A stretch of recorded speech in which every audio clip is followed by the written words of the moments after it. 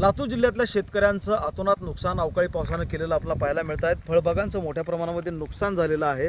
लातूरच्या ग्रामीण भागातलं हे चित्र आपण जर पाहिलं तर औसा तालुक्यातल्या जमालपूरचा हा शिवार आहे, जो पूर्णपणे पाण्याखाली गेल्याचं हे चित्र आपल्याला पाहायला मिळत आहे।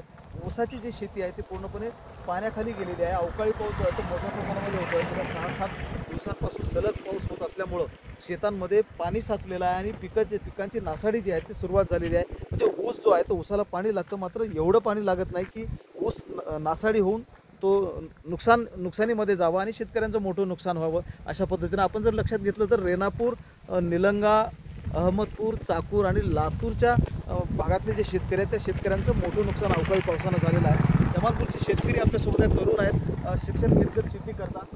मला सांगा आता तुमचे जे ऊस आहे तो पूर्णपणे पाण्याखाली गेलेला आहे, कसं नुकसान झालेलं आहे आणि कसं आता ह्या ऊस जो आहे तो कामाला येईल की नाही? आता तरी कामाचं राहिलं नाही, कारण पाणी एवढं झाले आणि त्या ऊसाच्याही डोक्याच्या वरून पाणी गेले त्याचं।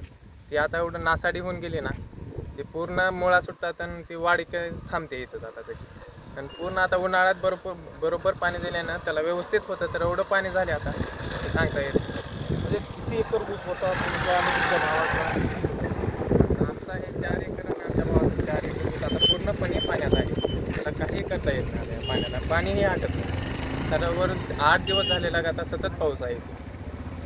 आपण जर पाहिलं तर अशा पद्धतीनं पूर्णपणे ऊस जो आहे तो पाण्याखाली गेलेला आहे आणि त्यामुळं हा ऊस जो आहे तो भविष्यामध्ये शेतकऱ्यांच्या उपयोगी येईल अशा प्रकारचं चित्र नाही आणि प्रशासनानं तातडीनं याकडे लक्ष द्यावं आणि पंचनामे करून शेतकऱ्यांना मदत द्यावी अशा प्रकारची मागणी देखील या भागातले शेतकरी करत आहेत।